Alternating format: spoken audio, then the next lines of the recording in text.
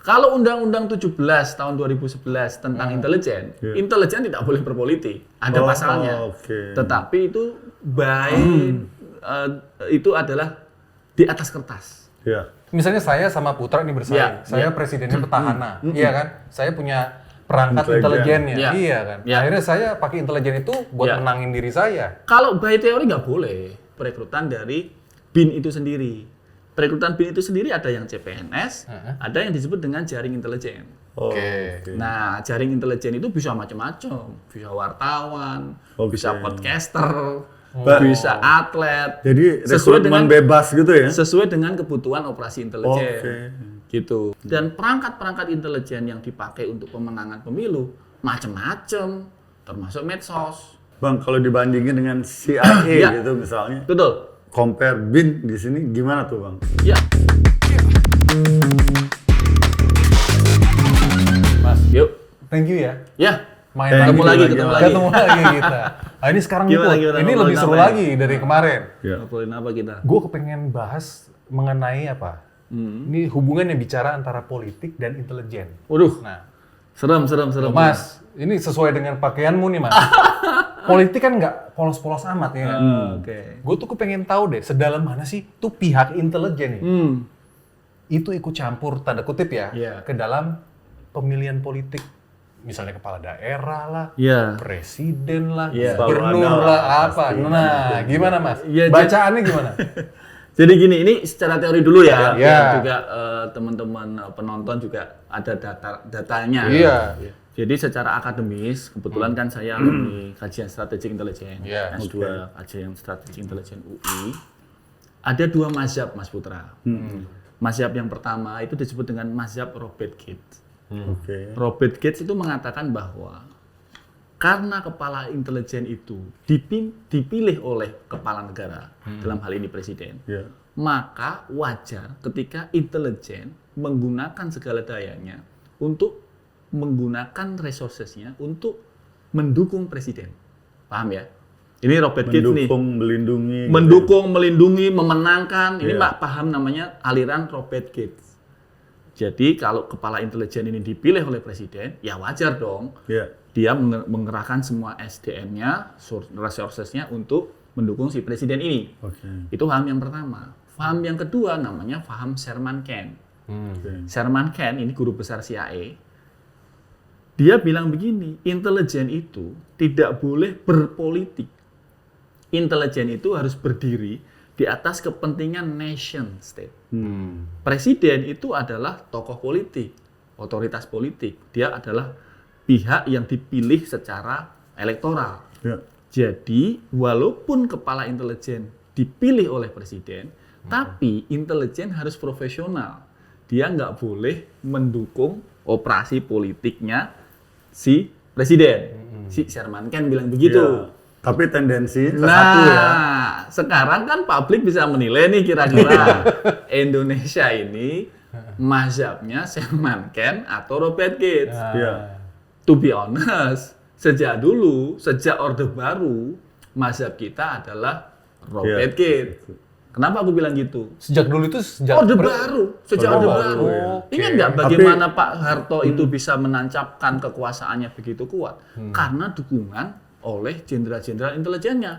Pak Benny Mordani, Pak Ali Murtopo, tokoh-tokoh senior intelijen, Pak Yoga Sugama, yang mereka secara proaktif, Pak Pitut Soeharto, namanya Pak Pitut, menggalang mahasiswa, militer, media, Muslim, itu digalang semua untuk mendukung Pak Harto. Itu operasi intelijen sejak Orde Baru kan.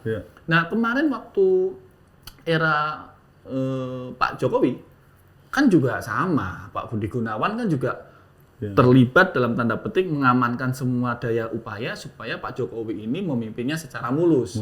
Nah tentu saja di era Pak Prabowo ini karena mazhabnya adalah Robert Gates, maka kita memahami bahwa BIN juga sama, memastikan program-program Presiden Prabowo berjalan dengan baik. Gitu. Jadi aku nggak kepancing nih kan, aman kan? Jadi tendensi melakukan nomor satu itu sah-sah aja ya? Jadi itu memang mazhabnya begitu. Mazhab Gates sama mazhab Kent ini sampai hari ini berdebat terus di fora akademik. di Indonesia penganut mazhab Ken juga banyak yang bilang bahwa intelijen harus profesional. Keluarkan intelijen dari circle politik. Pilih kepala BIN dari orang profesional. Itu mazhab Ken. Mazhab Ken. Sorry Bang. Yuk. Harus berdiri sendiri atau di bawah departemen tertentu kalau gitu? Tetap berdiri sendiri. Seperti KPK begitu? Ya kan BIN sekarang juga sama. Dia independent body sebenarnya kan. Iya. Tapi berpolitik. Tetapi karena kita Robert Gates alirannya, maka ya mau nggak mau, to be honest lah, kita bisa baca itu kan. BIN kemudian semua agendanya mensukseskan agenda-agenda presiden, termasuk agenda politik presiden, gitu. Kalau nih misalnya nih, petahana ikut maju lagi, Yes. nah kan pasti kan publik kan sering khawatir kan, Iya. Iya nggak? Iya. Ini apakah intelijen dan aparat ini bisa tetap netral nih? Iya. Kalau atau secara alami cenderung ke pihak yang berkuasa nih?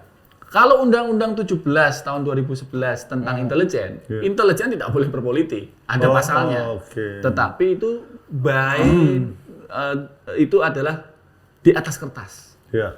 Prakteknya. Written di atas kertas. Prakteknya akan sangat sulit, Mas Indi. Akan sangat sulit, walaupun pembuktiannya juga sulit. Kalau kemudian, wah Ridwan, lu jangan nuduh-nuduh lu, apa buktinya intelijen berpolitik? Pembuktiannya juga sulit. Tetapi kalau kemudian dilihat dari yang pernah terjadi di Indonesia, hampir semua presiden, aku bisa bilang semua presiden, menggunakan institusi intelijen untuk menguatkan posisi kepemimpinan dia. Di sini atau di luar? Indonesia, di Indonesia.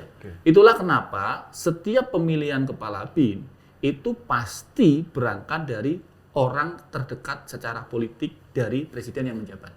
Ibu Megawati, Pak Indro Priyono, ya kan?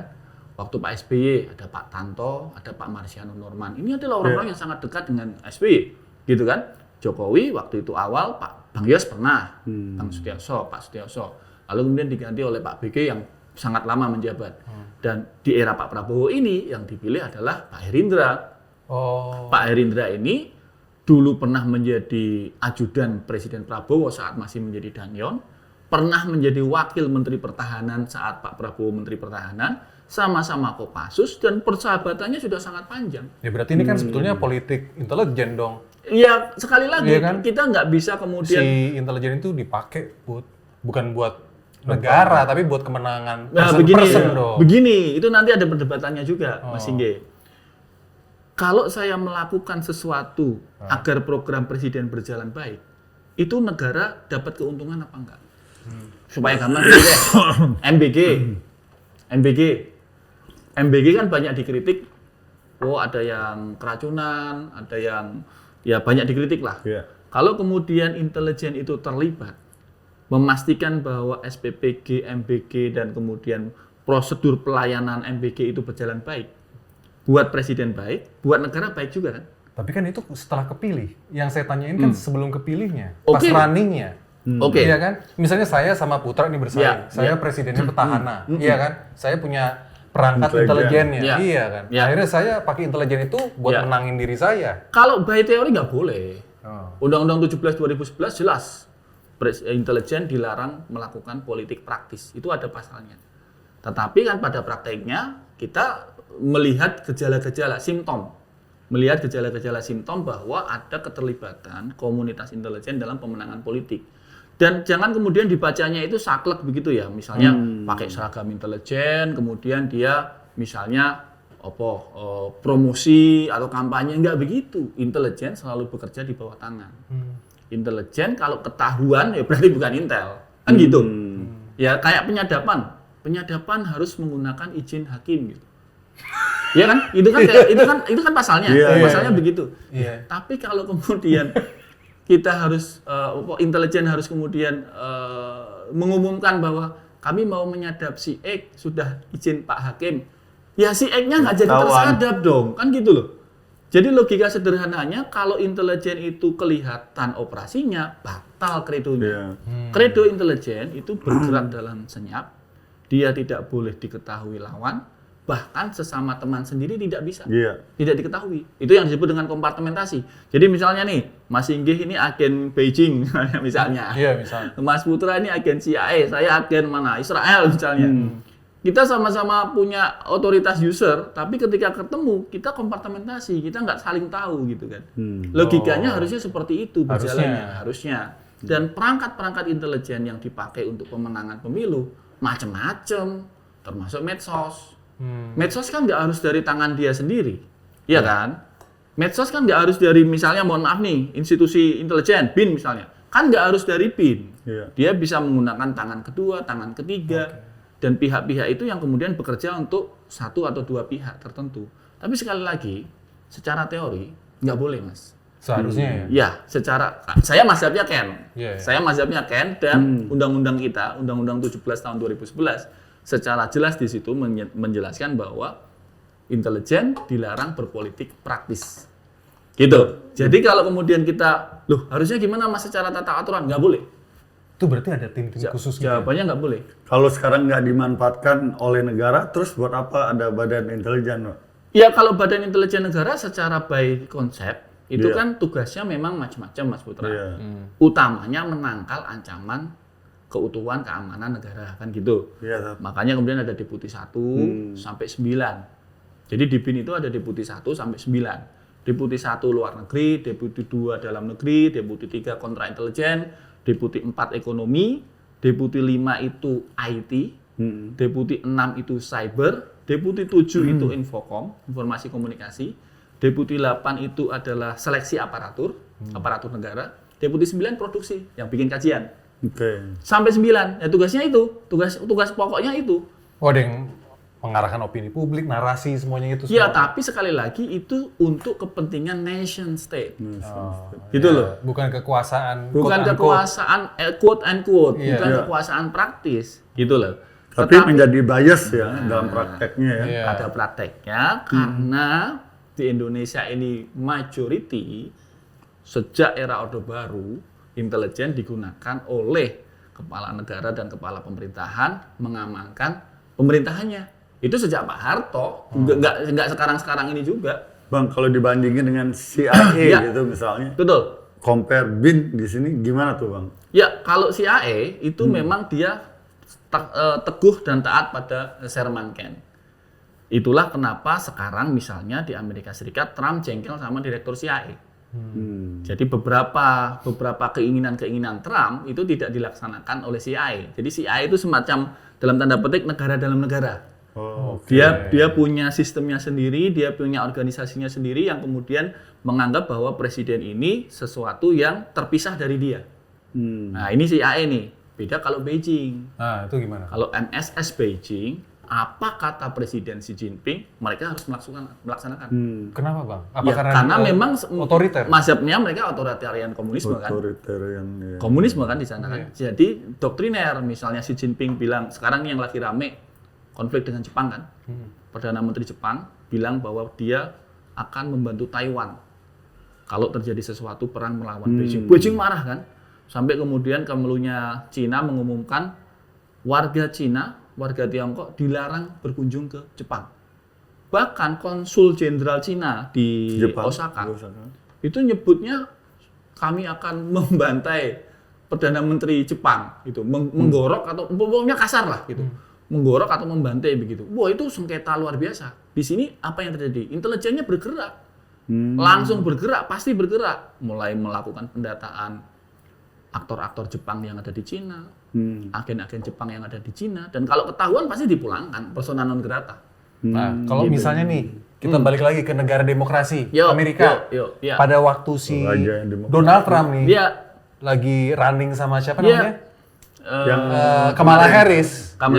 Itu CIA-nya ikut terjun untuk membantu si Donald Trump atau Kamala Harris atau gimana? Netral. Oh, malah. Netral. Iya tadi, karena dia kan. Dia memisahkan diri dari pertikaian. Tuh nggak ada faksi-faksinya tuh? Nggak ada. Gitu loh, memisahkan diri dari pertikaian politik praktis sehingga kemudian dia berposisi sebagai institusi intelijen yang netral, independen. Dan ketika kemudian yang menang Trump, logikanya adalah dia harus taat kepada Trump. Ternyata pada prakteknya banyak keinginan Trump yang tidak segera dilaksanakan oleh CIA. Contohnya misalnya, Trump ingin ada operasi di Venezuela. Sampai berbulan-bulan sampai hari ini nggak terjadi perang Venezuela karena CIA belum on.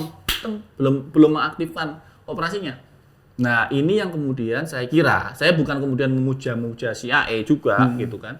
Tapi dalam konteks demokrasi di Indonesia, makin intelijen itu profesional, konsentrasi teman-teman intelijen itu makin fokus untuk kesejahteraan kebaikan masyarakat umum. Wah, berat tuh. Masyarakat umum. Jadi bukan pemerintah, beda kan? Beda Beda kan? Iya. Bukan rezim ya? Bukan rezim. Bukan rezim. Jadi ketika dihadapkan pada dua pilihan nih, gua mau ke kiri apa ke kanan?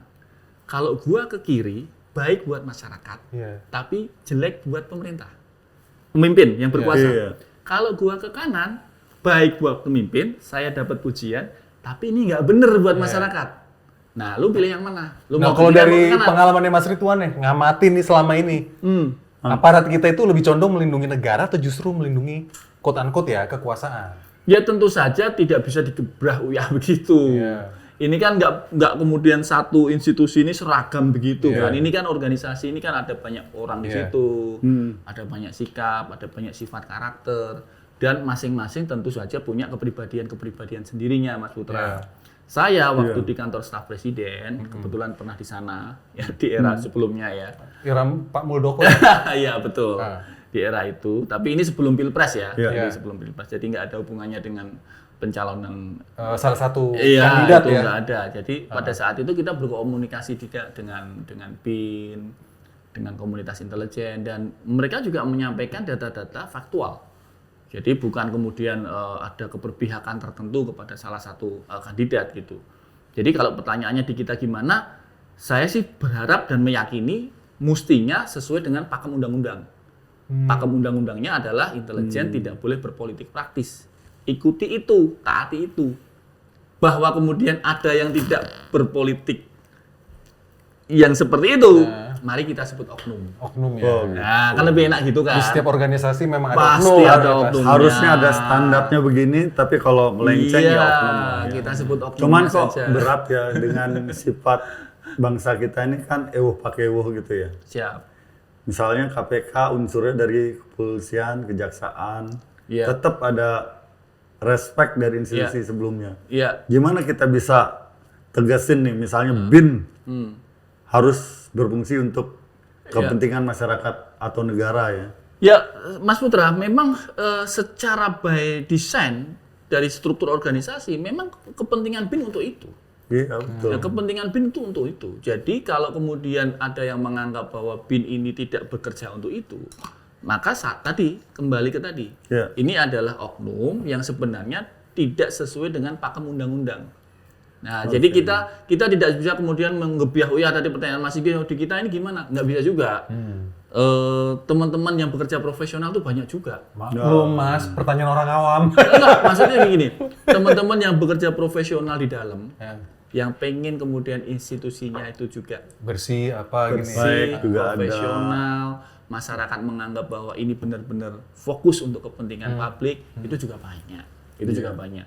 Jadi kita juga tidak kemudian menuduh ya, tidak kemudian menuduh, oh ini pasti begini, pasti begitu. Oknum lah ya ini. Ya, yang jelas kalau dalam konteks ini Gen Z, jangan kemudian dengan situasi begini ragu-ragu mendaftar menjadi intelijen, Mas Inge. Ya kan? Ini kan yang nonton juga banyak Gen Z nih. Iya. Banyak pertanyaan Banyak ini. kan? Iya. Banyak pertanyaan gimana sih cara jadi intel di Indonesia kan gitu. Monggo, gimana Pak? Setidaknya ada dua cara. Oke. Pertama, melalui STIN, Sekolah Tinggi Intelijen Negara. Oke. Nah, ini adalah adik-adik SMA yang punya kapasitas intelektual lebih. Tamat SMA ya, Pak? Betul, yang kemudian nanti akan masuk STIN, dilatih di sana selama 4 tahun, dan langsung ikatan dinas 15 tahun. Oke. Jadi begitu dia lulus dari STIN, dia langsung menjadi, terserah mau dua kecabangan. Dia mau jadi agen, atau dia jadi analis. Kalau agen dia ke lapangan Mas Putra, ke lapangan, ke London, ke India, ke mana-mana. Film James Bond. Iya kayak gitu-gitu, pakai Lu penyadap kayaknya gitu-gitu. Dia pengennya yang didampingi itu loh. Oh, yang ada blending. woman-womannya. itu kalau yang agen. Kalau yang analis itu lebih banyak mengkaji produk. Jadi dia dapat data, dikaji, meramalkan masa depan. Nah itu analis. Dia masih bisa masuk jadi Nah ini yang kedua. 007 nggak Yang sih? kedua. Apa yang kedua gimana nih? Yang tadi perekrutan pertama kan dari STIM. Nah yang kedua ini perekrutan dari BIN itu sendiri. perekrutan BIN itu sendiri ada yang CPNS, ada yang disebut dengan jaring intelijen.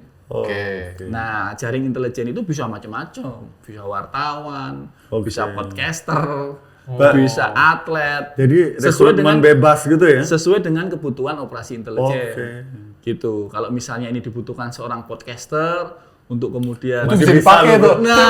Lo masih bisa harapan. Itu masih bisa. Satu paket. Lo mau kemana? Nah sekarang gue mau tanya, pola kerjasamanya nih misalnya, si intelijen pelapor ke RI1 seperti apa sih? Nah, itu kan yang kita nggak tahu tuh selama ya harusnya memang daily ya. Setahu saya Presiden itu harus mendapat daily briefing. Waktu kami di KSP, Presiden Jokowi juga mendapat daily briefing oleh BIN. Jadi setiap hari pagi-pagi itu ada produk dari BIN menjelaskan kejadian kemarin. Jadi misalnya ini hari kita tapping ini misalnya hari Minggu gitu ya. Lalu selama hari Minggu ini apa sih kejadiannya? Dilaporkan Senin pagi. Nanti terus begitu sehingga presiden itu setiap hari dia akan tahu kejadian, tidak perlu membaca berita satu persatu. Jadi dia akan tahu oh ada indikasi ini, ada indikasi ini, dan itu kemudian ada rekomendasinya. Kalau kemudian ini berbahaya, alert bagi kepala negara, baik itu secara pengamanan, ada notifikasinya, notifikasi merah. Berarti harus ada aksi khusus. Oh berarti itu berupa summary gitu ya? Ya betul, semacam summary itu yang dilakukan harian. Tapi ada juga operasi-operasi khusus tergantung penugasan presiden. Sekali lagi presiden panglima tertinggi, dia yang berhak menggunakan otoritas dia untuk memerintahkan kepala. Setelah baca summary tadi dari Mas Ridwan, bisa setelah baca, bisa misalnya dia ketemu kepala negara lain, kemudian dia lagi ngobrol-ngobrol, kayaknya menarik nih, follow up. Nah, gitu.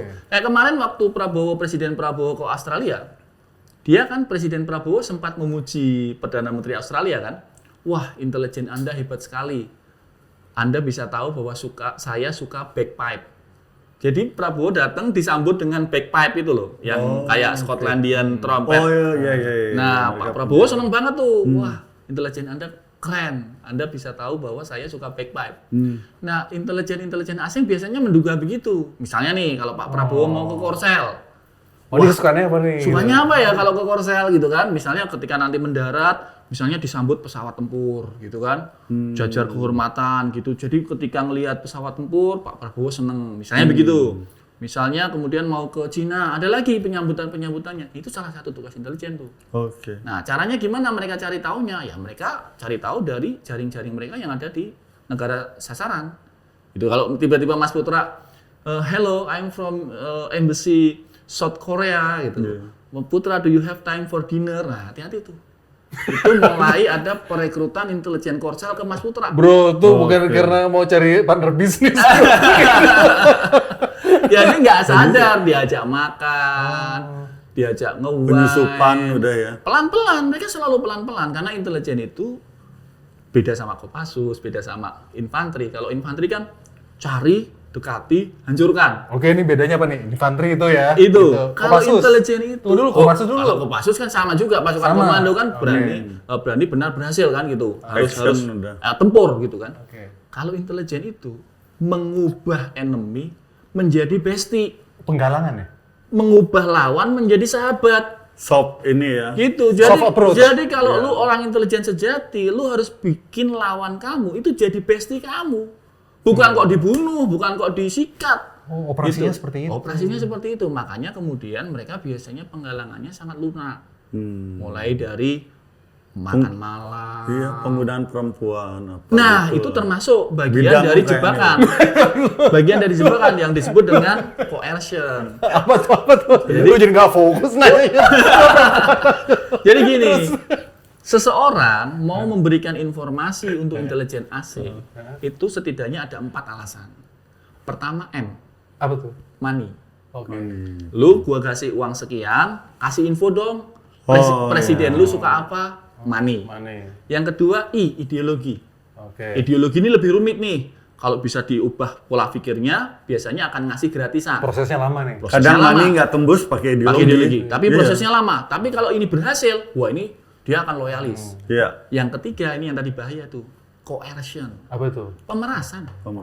Coercion itu pemerasan. Blackmail. Nah, makanya kemudian diplomat-diplomat kita sebelum ke luar negeri, kita latih dulu secara intelijen di BAIS. Supaya apa? Begitu datang ke luar negeri dia nggak gagap. Nggak godek men. Tahu-tahu datang diajak ngewen sama cewek cantik, nggak sadar mabuk, dipeluk-peluk, difoto, ceret. Fotonya bisa nih Untuk saya kirim ke pemerasan, istri kamu, saya kirim ke keluargamu, blackmail. atau kamu kasih data rahasia ke gua. Itu namanya coercion. Oke. C. C. Yang terakhir adalah ego. E. Apa tuh? Ego ini menyasar orang-orang yang jengkel dengan situasi kerjaannya. Contoh nih, ada orang non-job, ada orang pangkatnya tinggi nggak punya jabatan. Nah itu dideketin. Bapak ini sebenarnya berprestasi. Negara ini nggak kasih penghormatan buat bapak. Kena tuh egonya. Iya. Jadi apa? Jadi jengkel dengan negaranya sendiri. Maka dengan senang hati dia memberikan informasi rahasia kepada pihak perekrut dari lawan ini. Jadi itu tadi bahayanya M-I-C-E M-I-C-X. yang disebut dengan MICE theory. Wah, keren. Jadi kalau lu mau merekrut M-I-C-E. orang pakai M-I-C-E. Bisa direkrut pakai money, ideologi, coercion atau ego. Mas, thank you ya. Makasih. Thank you. Ciao.